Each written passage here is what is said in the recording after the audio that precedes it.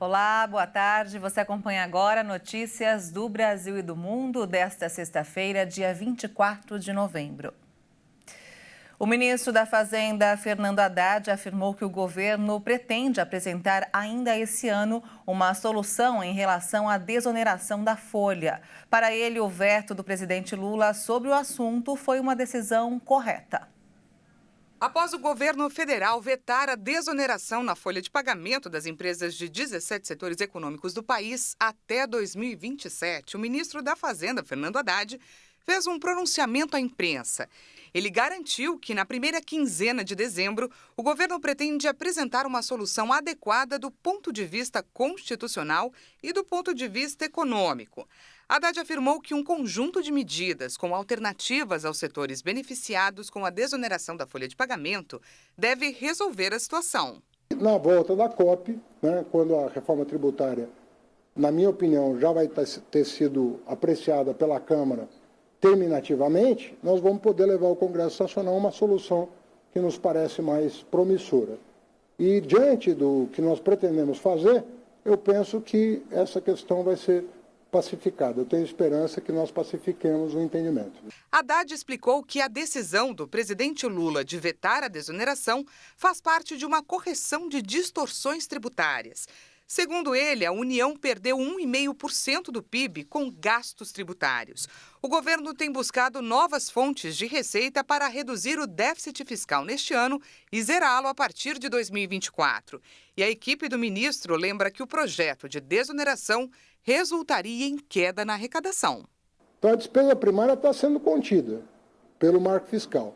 E agora nós temos que fazer o mesmo, seguindo a determinação constitucional, com o gasto tributário e com o gasto financeiro, porque nós estamos pagando a maior taxa de juros do planeta no Brasil, sem necessidade disso. Por isso que o Banco Central vem cortando a taxa Selic e eu espero que continue cortando a taxa Selic.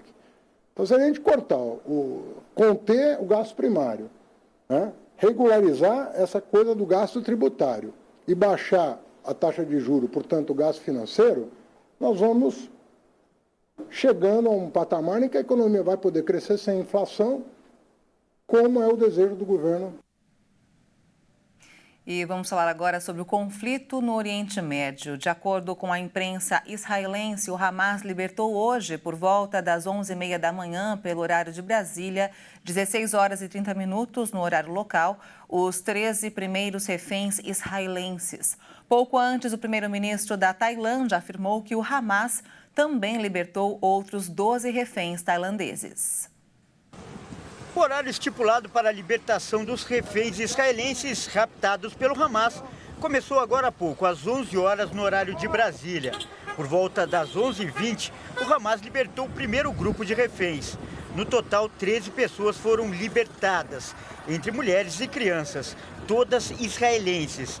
Os reféns já foram transferidos para agentes da Cruz Vermelha na fronteira de Gaza com o Egito.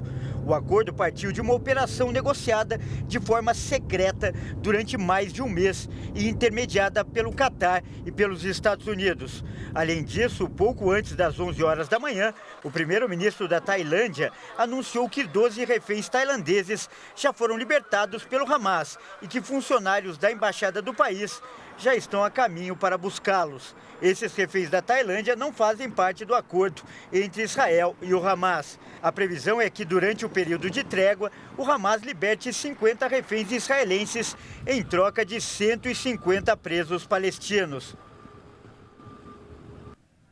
E o Comitê para a Proteção dos Jornalistas informou que ao menos 53 profissionais de comunicação foram mortos durante a cobertura da guerra entre Israel e Hamas em Gaza, incluindo a correspondente Farah e o cinegrafista Rabi, vítimas do bombardeio israelense contra o sul do Líbano na última terça-feira. O conflito já causou mais de 15 mil mortes no Oriente Médio. O comitê afirmou que os jornalistas em Gaza estão expostos a riscos particularmente altos enquanto cobrem o ataque israelense, incluindo devastadores bombardeios aéreos, interrupções nas comunicações, escassez de abastecimento e apagões de energia. Ainda segundo a entidade, 11 jornalistas ficaram feridos e outros 3 estão desaparecidos desde o início do conflito. O ataque do grupo islamista ao território israelense matou 1.200 pessoas e resultou em cerca de 240 reféns levados para Gaza. Em resposta aos incessantes bombardeios de Israel contra o enclave palestino, já deixaram pelo menos 14.100 mortos, incluindo mais de 5.800 menores de idade, segundo o novo balanço divulgado pelo Ministério da Saúde do governo do Hamas. E os palestinos tentam voltar para casa nesta sexta-feira, primeiro dia de trégua da guerra após várias semanas. O ruído da guerra foi substituído pelas buzinas dos engarrafamentos e pelas sirenes das ambulâncias. Milhares de pessoas arrumavam seus pertences em bolsas plásticas e, com as crianças e os animais de estimação nos braços, começaram a voltar para casa. Durante quase 7 semanas, os ataques israelenses à faixa de Gaza foram implacáveis. Mas na manhã desta sexta-feira não foram ouvidos mais tiros no sul do território palestino. Eu estava na escola, perto da capital. Fugimos da morte, da guerra, da destruição e da situação em que estávamos. Não entendo como podem fazer isso com a gente. Aviões de guerra sobrevoavam a região, trazendo de volta a realidade. Do céu, panfletos caíram com um aviso. A guerra ainda não acabou. Regressar ao norte é proibido e muito perigoso. Na terra, algumas pessoas foram alvos de disparos por desobedecer. 2 morreram e 11 ficaram feridas. As Forças Armadas de Israel alertaram que os palestinos não devem voltar para o norte de Gaza, mesmo com a trégua de 4 dias. O acordo não significa um tratado definitivo de paz.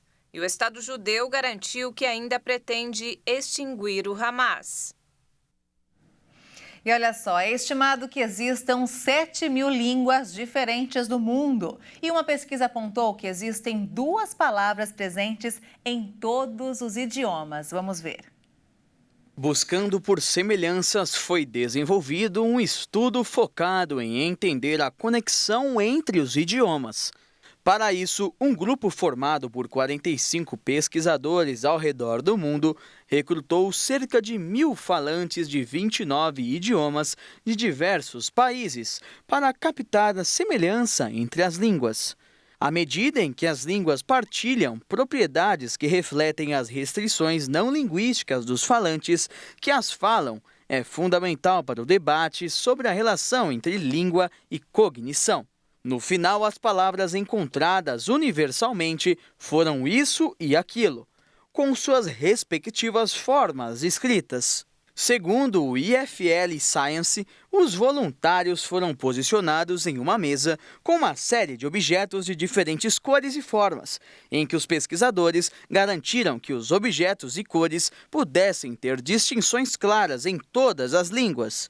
Em alguns casos, a posição do destinatário também foi relevante na seleção entre as formas demonstrativas. Em seguida, os entrevistados precisaram descrever os objetos com um pronome demonstrativo. Eles descobriram que em todas as línguas testadas existe uma palavra para objetos que estão ao alcance do falante, como isso em inglês, e uma palavra para objetos fora do alcance, aquilo.